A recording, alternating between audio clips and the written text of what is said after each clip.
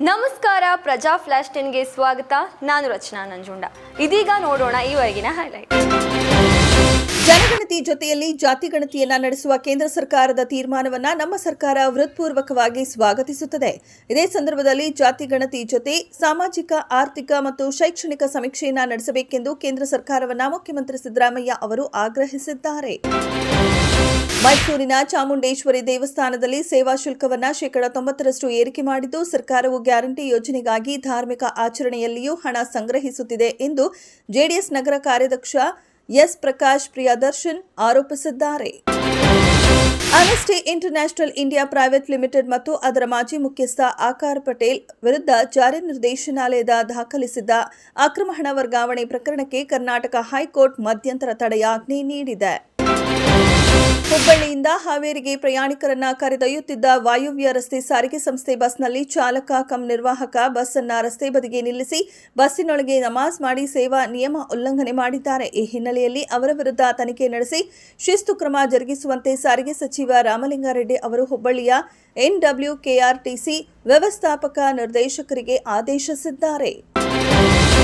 CM Siddaramaiah ಸೇರಿದಂತೆ ಇತರೆ ಕಾಂಗ್ರೆಸ್ ಮುಖಂಡರಿಗೆ ಸುಪ್ರೀಂ ಕೋರ್ಟ್ ಬಿಗ್ ರಿಲೀಫ್ ನೀಡಿದ್ದು, ಕೋವಿಡ್ ನಿಯಮ ಉಲ್ಲಂಘಿಸಿ ಪ್ರತಿಭಟನೆ ಮಾಡಿದ ಸಿದ್ದರಾಮಯ್ಯ ಸೇರಿದಂತೆ ಇತರೆ ಕಾಂಗ್ರೆಸ್ ನಾಯಕರ ವಿರುದ್ಧ ದಾಖಲಾಗಿದ್ದ ಪ್ರಕರಣಕ್ಕೆ ಸುಪ್ರೀಂ ಕೋರ್ಟ್ ಮಧ್ಯಂತರ ತಡೆಯಾಜ್ಞೆ ನೀಡಿದೆ.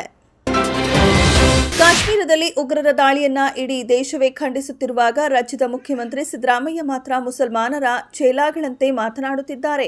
ಸಿಎಂ ಸಿದ್ದರಾಮಯ್ಯ ಅವರು ಹೈಕಮಾಂಡ್ ನಾಯಕರ ಮಾತನ್ನೇ ಕೇಳದಿದ್ದ ಮೇಲೆ ಅವರನ್ನ ಪಕ್ಷದಲ್ಲಿ ಯಾಕೆ ಇಟ್ಟುಕೊಂಡಿದ್ದೀರಿ ಎಂದು ಮಾಜಿ ಡಿಸಿಎಂ ಕೆಎಸ್ ಈಶ್ವರಪ್ಪ ಪ್ರಶ್ನಿಸಿದರು.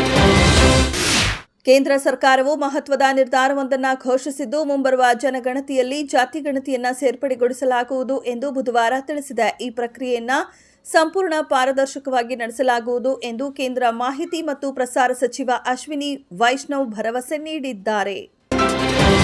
ಬಾಂಗ್ಲಾದೇಶ ದೇಶದ್ರೋಹ ಪ್ರಕರಣದಲ್ಲಿ ಜೈಲಿನಲ್ಲಿದ್ದ ಹಿಂದೂ ಆಧ್ಯಾತ್ಮಿಕ ನಾಯಕ ಚಿನ್ಮಯ್ ಕೃಷ್ಣ ದಾಸ್ ಅವರಿಗೆ ಇಂದು ಜಾಮೀನು ನೀಡಿದೆ. ನವೆಂಬರ್ 25ರಂದು ಢಾಕಾದ ಹಜರತ್ ಶಹಜಲಾಲ್ ಅಂತಾರಾಷ್ಟ್ರೀಯ ವಿಮಾನ ನಿಲ್ದಾಣದಲ್ಲಿ ಬಂಧಿಸಲ್ಪಟ್ಟ ಚಿನ್ಮಯ್ ಕೃಷ್ಣ ಪ್ರಭು ಅವರನ್ನ 5 ತಿಂಗಳ ನಂತರ ಜೈಲಿನಿಂದ ಬಿಡುಗಡೆ ಮಾಡಲಾಯಿತು. ಮಹೇಂದ್ರ ಸಿಂಗ್ ಧೋನಿ ನೇತೃತ್ವದ ಚೆನ್ನೈ ಸೂಪರ್ ಕಿಂಗ್ಸ್ ತಂಡವು 18ನೇ ಆವೃತ್ತಿಯ ಇಂಡಿಯನ್ ಪ್ರೀಮಿಯರ್ ಲೀಗ್ನಲ್ಲಿ 8ನೇ ಸೋಲು ಅನುಭವಿಸಿದೆ. ಈ ಮೂಲಕ ಸತತ 2ನೇ ಬಾರಿಗೆ ಚೆನ್ನೈ ಸೂಪರ್ ಕಿಂಗ್ಸ್ ತಂಡದ ಹೋರಾಟ ಲೀಗ್ ಹಂತದಲ್ಲಿಯೇ ಮುಕ್ತಾಯವಾಗಿದೆ. ಚೆನ್ನೈ ಸೂಪರ್ ಕಿಂಗ್ಸ್ ಎದುರು ಪಂಜಾಬ್ ಕಿಂಗ್ಸ್ 4 ವಿಕೆಟ್ ಅಂತರದಲ್ಲಿ ಭರ್ಜರಿ ಗೆಲುವು ಸಾಧಿಸಿದೆ.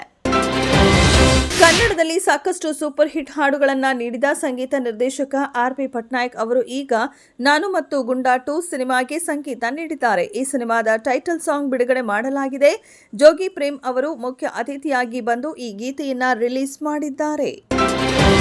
ಇದಾಗಿತ್ತು ಈವರೆಗಿನ ಹೈಲೈಟ್ಸ್. ಮತ್ತಷ್ಟು ಅಪ್ಡೇಟ್ಸ್ಗಾಗಿ ನೋಡ್ತಾ ಇರಿ ಪ್ರಜಾಧ್ವನಿ ಟಿವಿ.